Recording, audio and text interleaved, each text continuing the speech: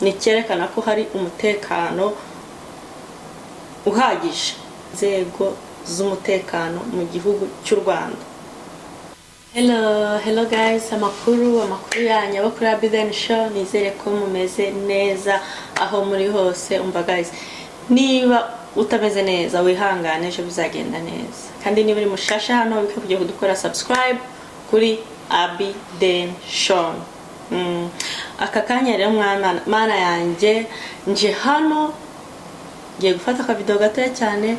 Nje hano nje kubashimira pe, bivuye ku mutima ni izina ry'umuryango.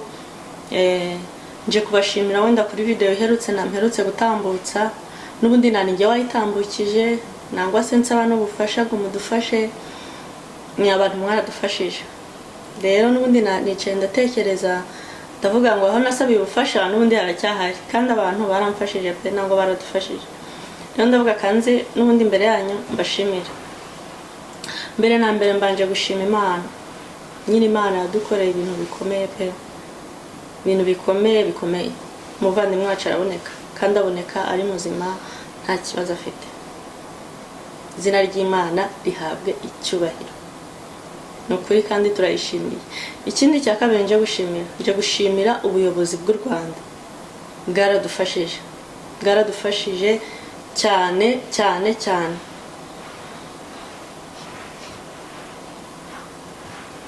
Kubera ukuntu umusaza wacu yabonetse, babigizemo uruhare runini.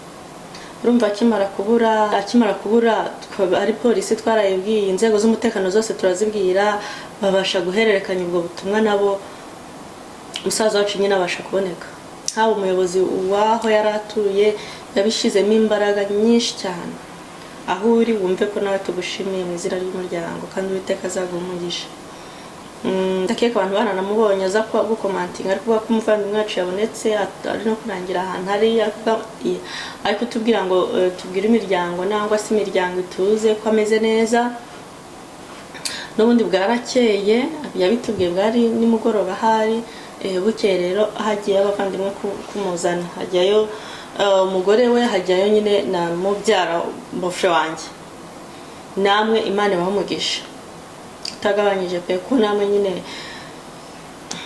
wenda mwebwe kamvuge mwarikoreraga, ariko nyine nari ndi gushima inzego z'umutekano.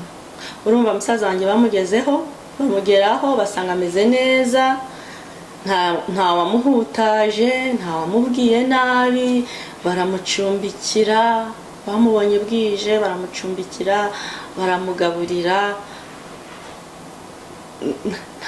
Nibyo mbabwiye nyine, nta wamuhutaje. Niyo mpamvu nshimiye mu by'ukuri inzego z'umutekano mu gihugu cy'u Rwanda. Ni cyerekana ko hari umutekano uhagije. Nyine umuntu asigaye agenda nta rwikekwe.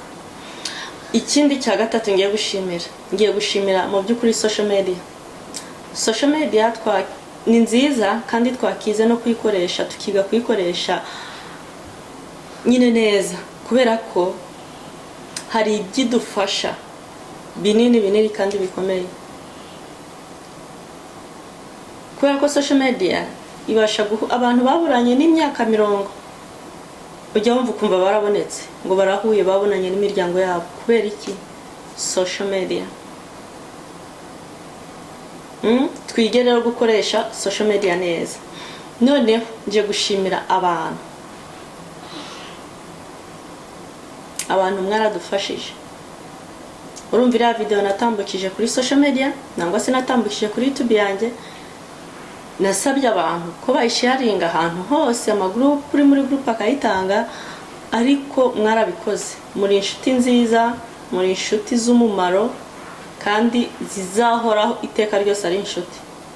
Buryo umuntu uzamubona ko ari inshuti yawe yagutabaye mu kibazo, waba ugeze mu kibazo ugasanga niho aguhangayikiye cyane. Noneho ahantu ubugeze wihebye ukabona ko hari, bayavuga inshuti yawe ubundi ubibona mu bibi no mu byiza. Rero narazibonye, haba mu bibi ndababona, no mu byiza narababonye. Nukuri Uwiteka abampera umugisha pe, sinzi ijambo nabasabira nangwa se umugisha nabasabira, gusa Imana yo mwijuru irabyumva ko mbasabiye umugisha, Imana izabampembere. Nzi ko hari abantu bafashe iriya video batatuzi, tutabazi, bakayisharinga,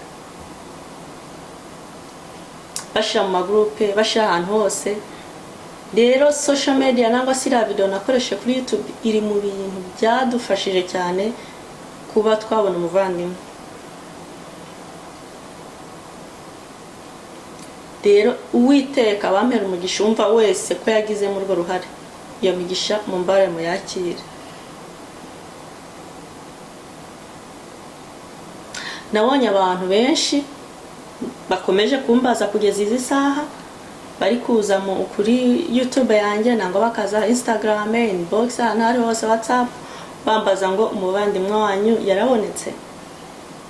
Urukumva ko bakibihangayikiye. Niyo mpamvu navuze ngo kanicare n'ubundi, kubera ko iriya video ninjye wayitambukije, n'ubundi ntambutse ko umuvandimwe yabonetse, arahari, ameze neza, nta kibazo afite. Nyine mwese mubimenye, kuko hari kuza umwe umwambaza niyo mpamvu mvuze kambakore video n'abashimira bivuye ku mutima, kuko mwakoze akazi keza, akazi gakomeye. Murumva iminsi 3 nta yagiye kugera mu wa gatatu twamenye ahantu ari. Urumva umunsi wa 4 niho bagiye kumuzana.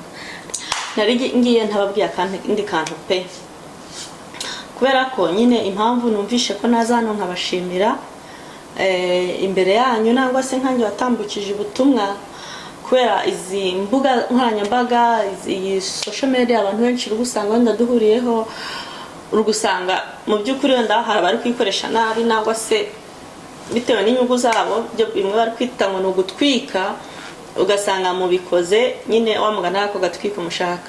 Rero hari n'ababashije kubona iriya video nayo nakoze, ntago mbizi wenda abantu bamwe banze kwisharinga nangwa se banze nko kudufasha mu by'ukuri, kandi wenda ubonye ubufasha, ubonye message ngusabye, ubonye message nguhaye, uranayifungurira nayibonye, ndi kugusaba wenda ko nabuze umuvandimwe, mumfashe please. Ntago mbizi wenda niba namwe nangwa abantu batarabikoze ariko batekereje, bagatekereza ko ngo ari agatwiko, ngo ni agatwiko, ngo ashaka abantu nyine, ngo ni agatwiko ka YouTube, ngo YouTube ni agatwiko, ngo se birani biki. Come on, uriya wajya gutwika ugatwikira ku muryango wawe, ukajya gutwika ukajya imbere y'abantu babesha uburyo mwene nyoko yabuze. Murukumva ari ibintu byabishimishije. Rero mwihangane, ndavuze ati niyo mpamvu navuze ati reka mbifatira aka video mbashe kubasobanurira. Kariya ntago kari agatwiko, ntago kari agatwiko, twari dukeneye ubufasha, ubufasha bumwe twarabubonye, abantu bamwe twarababonye nyine ko badufashije ko bashoboye. Ntago naza hano ngo mbarondora amazina ngo we, ariko narabibonye pe, narabibonye ko mudukunda, ndabibona ko muduhangayikira, haba mu bibi haba mu byiza. Nkuko nababwiye hari abampamagaraga bakanangira n'inama, nangwa bakatugira inama nyine y'uburyo twabikoramo. Ntekereza rero ko ari urukundo, bakweretse akavuga umuntu aranababaye kamufashe. Niba nsabye ubufasha kweki ntabwo bumusaba, ntabwo nari ngusabye wenda nsharingira video, nshaka kubona aba subscribe benshi, sharinga iyi video wenda bimeze ibi nibi. Urumva ngiye naje nsaba ubufasha ko nshaka ko mumfasha, babwira n'ikibazo, ndakibasobanurira, mbaha buri kimwe detail zose. Ariko umuntu yaza akakubwira ngo nagatwiko,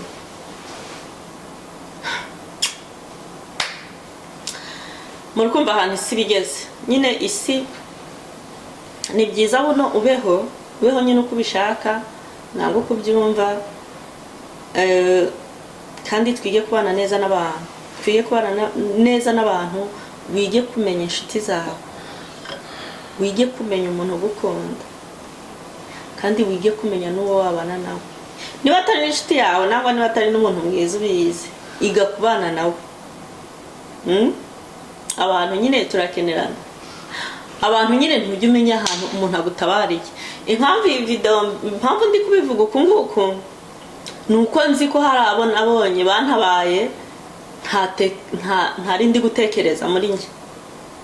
Umuntu ntari gutekereza muri njye ko ari bumfashe iyi service ni gasanga araje, wasanga umuntu tutavugana gutya afite nimero yanjye kuba yabonye iyo video gusa kubwo aranshaka na Instagram na Facebook aza mbaze ukuntu bimeze.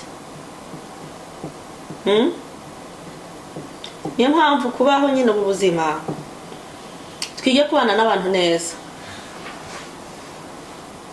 twige kubana n'abantu neza. Yego sinje kukubwira uzagukubita urushi uzahindukira umusango nawo mukubita urundi, cyangwa uzaza guhutaza ngo uzigendera ukomeze. Ariko ni byiza kubana n'abantu neza guys, ni byiza pe. Kandi ni byiza kugira umuntu muri wowe. Ni byiza kubona ko mugenzi wawe akeneye ubufasha, mu by'ukuri ukaba wamufasha. Aho kugira ubone message iratambutse uyirebe wigendere, nangwa si irebe uvuge ngo nagatwiko ka social media. Ntabwo karakara agatwiko, nk'abantu mwe twari dukeneye ubufasha. Kandi nyine mwarakoze kubuduha babuduhaye, batwandikiye, nyine abakoze buri kimwe cyose. Yes. Rero Uwiteka barinde, Uwiteka bane namwe. Mama arabakunda cyane. Kandi mugumye mushigikire kuri Abiden Show, mugumye mubane nawe ajya baha amashow. We love you so much guys. Bye bye.